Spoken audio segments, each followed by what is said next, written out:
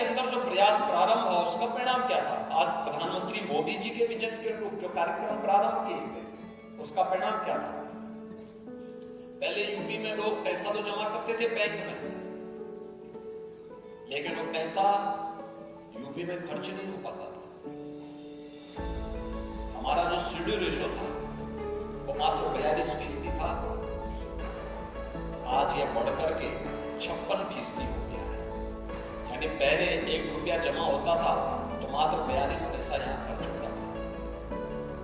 आज अगर 1 रुपया जमा हो रहा है तो उसमें से 56 पैसा यहाँ यूपी में ही खर्च होता है, और यूपी का व्यवसायी उस पैसे को यूपी में खर्च करता है तो यूपी के ही विकास में योगदान देता है। और इसी सब प्रयास का परिणाम है कि यूपी आज छठी अर्थव्यवस्था से उभर करके बीमारू राज्य की श्रेणी से उभर करके आज देश की नंबर 2 की अर्थव्यवस्था बन चुका है।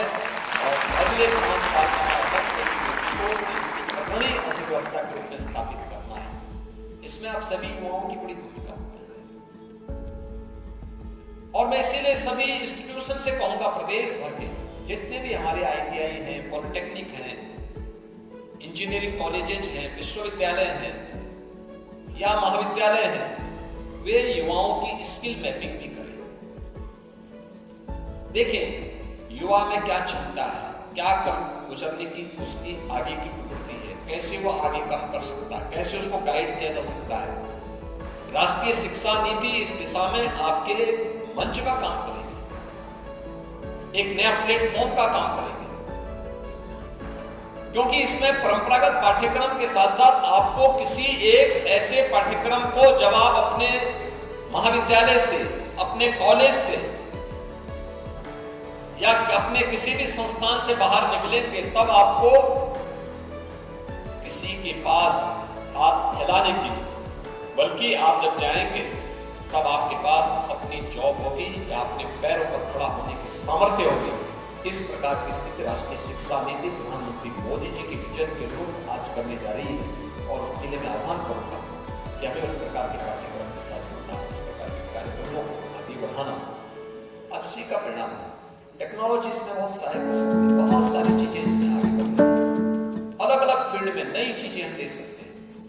मांग क्या है, दुनिया के अंदर डिमांड क्या है, डिमांड के अंदर फिर सप्लाई की तैयारी, भारतीय मार्केट की डिमांड क्या है, उसके अनुरूप हम अपने आप को तैयार करें। यूपी की मार्केट की डिमांड क्या है, यूपी के लोगों की आवश्यकताएं और उनकी अपेक्षाएं क्या है, उसके अनुरूप अपने आप को तैयार करना। और यही नहीं, हम उसके अनुरूप अगर अपने आप को तैयार कर पाएंगे तो अनएम्प्लॉयमेंट रेट को, जिसको हम 19% से अधिक था जब हम 17 में आए थे, आज ये मात्र 2% तक है, तो इसको भी और न्यूनतम स्तर तक पहुंचा करके उत्तर प्रदेश के हर युवा के हाथ को काम देने में हम सफल हो पाएंगे।